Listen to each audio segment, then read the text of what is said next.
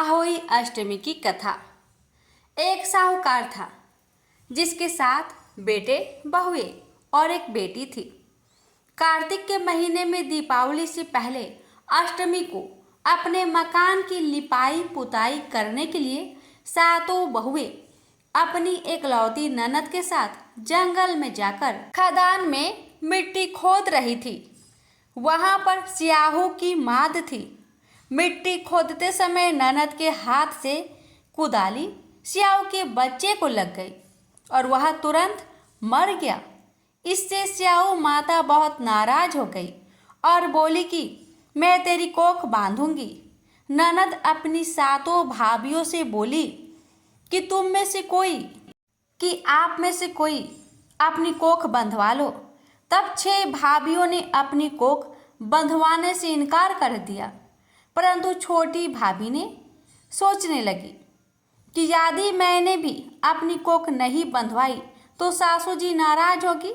यह सोचकर ननद के बदले में छोटी भाभी ने अपनी कोख बंधवा ली। इसके बाद छोटी बहू के जो बच्चा होता वह 7 दिन का होकर मर जाता। एक दिन उसने पंडित जी को बुलाकर पूछा कि मेरी संतान 7वें दिन मर जाती है, इसके लिए मैं क्या करूं? तब पंडित ने कहा कि तुम सुरही गाय की सेवा करो। सुरही गाय स्याहू माता की भाईली है, वह तेरी कोख खुलवा देगी, तब ही तेरा बच्चा जिएगा। अब वह बहुत जल्दी उठकर चुपचाप सुरही गाय के नीचे साफ सफाई कर आती। गाय एक पैर से लंगड़ी थी। गौ माता बोली कि हर रोज उठकर कौन मेरी सेवा कर रहा है, मैं आज देखूंगी। गौ माता खूब सवेरे उठी तो क्या देखती है कि साहूकार की बेटे की बहू उसके नीचे साफ सफाई कर रही है। गौ माता बहू से बोली, क्या मांगती है? साहूकार की बहू बोली कि स्याहू माता तुम्हारी भाईली है और उसने मेरी कोख बांध रखी है, मेरी कोख खुलवा दो। गौ माता ने कहा, अच्छा। गौ माता साहूकार की बहू को अपने भाईली के पास लेकर चली। रास्ते में कड़ी धूप थी। वो दोनों एक पेड़ के नीचे बैठ गई। थोड़ी देर में एक सांप आया। उसी पेड़ पर गरुड़ पंखिनी के बच्चे को डसने लगा। साहूकार की बहू ने सांप ढाल के नीचे दबा दिया और बच्चे को बचा लिया। थोड़ी देर में गरुड़ पंखनी आई तो वहां खून देखकर साहूकार की बहू को चोंच मारने लगी। साहूकार की बहू ने कहा, मैंने तेरे बच्चे को नहीं मारा, बल्कि सांप तेरे बच्चे को मारने आया था। मैंने तो उससे तेरे बच्चे की रक्षा की है। यह सुनकर गरुड़ पंखनी बोली कि मांग, तू क्या मांगती है? वह बोली, 7 समुंदर पार स्याहू माता रहती है, हमें तुम उसके पास पहुंचा दो। गरुड़ पंखनी ने दोनों को अपनी पीठ पर बैठाकर स्याहू माता के पास पहुंचा दिया। स्याहू माता उनको देखकर बोली कि आ बाझिन, बहुत दिनों में आई है। बातें करते समय स्याहू माता ने बीच में कहा कि बहिन, मेरे सिर में जुए पड़ गई है। सुरही के कहने पर साहूकार की बहू ने उसके सिर की सारी जुएं निकाल दी। इस पर स्याहू माता ने प्रसन्न होकर कहा कि तूने मेरे सिर में बहुत सलाई फेरी है, इसलिए तेरे 7 बेटे और 7 बहू होगी। वह बोली कि मेरे तो एक भी बेटा नहीं है। 7 बेटे कहाँ से होंगे? स्याहू माता बोली, वचन दिया है, वचन से फेरू तो धाबी की कुंड पर कंकरी होऊं। साहूकार की बहू बोली कि मेरी कोख तो तुम्हारे पास बंद पड़ी है। यह सुन स्याहू माता बोली कि तूने तो मुझे ठग लिया। मैं तेरी कोख खोलती तो नहीं थी, पर अब खोलनी पड़ेगी। जा, तेरे घर पर तुझे 7 बेटे 7 बहुएं मिलेंगी। तू जाकर 7 उद्यापन करियो, 7 होई बनाकर 7 कराही करियो। वह लौटकर घर आई तो वहाँ देखा कि 7 बेटे 7 बहू बैठी है। उसने 7 होई बनाई, 7 उद्यापन किए, 7 कराही करी। शाम के समय जेठानियाँ आपस में कहने लगी कि जल्दी जल्दी धोक पूजा कर लो, कहीं छोटी बच्चों को याद करके रोने लगे। थोड़ी देर में उन्होंने अपने बच्चों से कहा, अपनी चाची के घर जाकर देखकर आओ कि आज वह अभी तक रोई क्यों नहीं। बच्चों ने आकर कहा कि चाची तो होई बना रही है, खूब उद्यापन हो रहा है। यह सुनते ही जेठानियाँ दौड़ी दौड़ी वहाँ आई और आकर कहने लगी कि तूने कोख कैसे खुलवाई।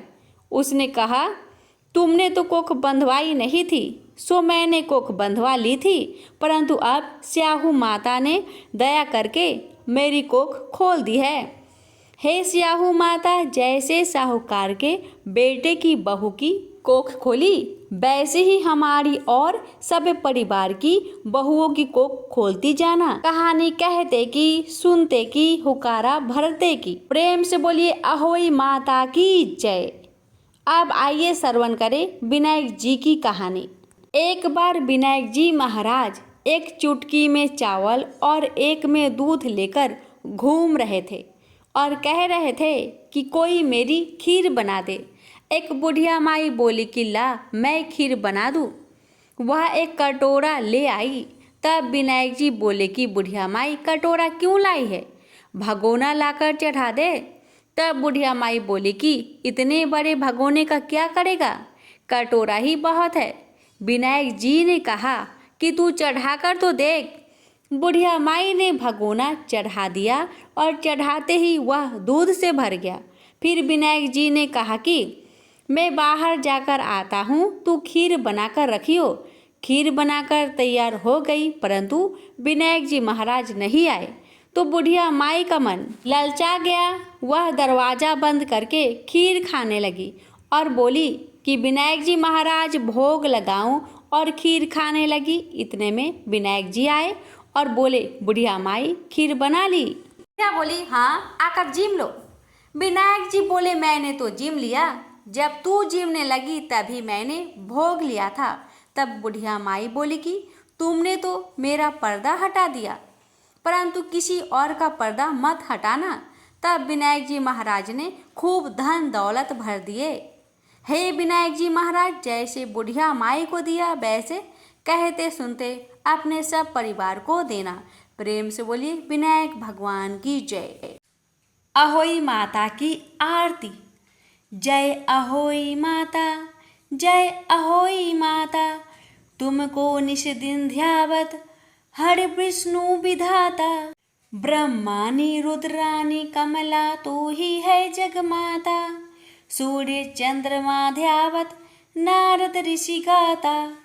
ओम जय अहोई माता, माता रूप निरंजन, सुख संपत्ति दाता। जो कोई तुमको ध्यावते नित मंगल पाता। ओम जय अहोई माता। तुम बिन सुख ना होबे, ना कोई पुत्र पाता, खान पान का वैभव तुम बिन नहीं आता। ओम जय अहोई माता, शोभे गुण सुंदर युक्ता, क्षीर निधि जाता, रतन चतुर्दश तोकु कोई नहीं पाता। ओम जय अहोई माता, श्री अहोई माँ की आरती जो कोई गाता, उर उमंग अति उपजे पाप उतर जाता। ओम जय अहोई माता, मैया जय अहोई माता। क्षमा प्रार्थना। हे अहोई माता, मैं आपकी आह्वान अर्थात आपको बुलाना नहीं जानती हूँ, न विसर्जन अर्थात न ही आपको विदा करना जानती हूँ। मुझे आपकी पूजा भी करनी नहीं आती है, कृपा करके मुझे क्षमा करें। ना मुझे मंत्र का ज्ञान है, न ही क्रिया का।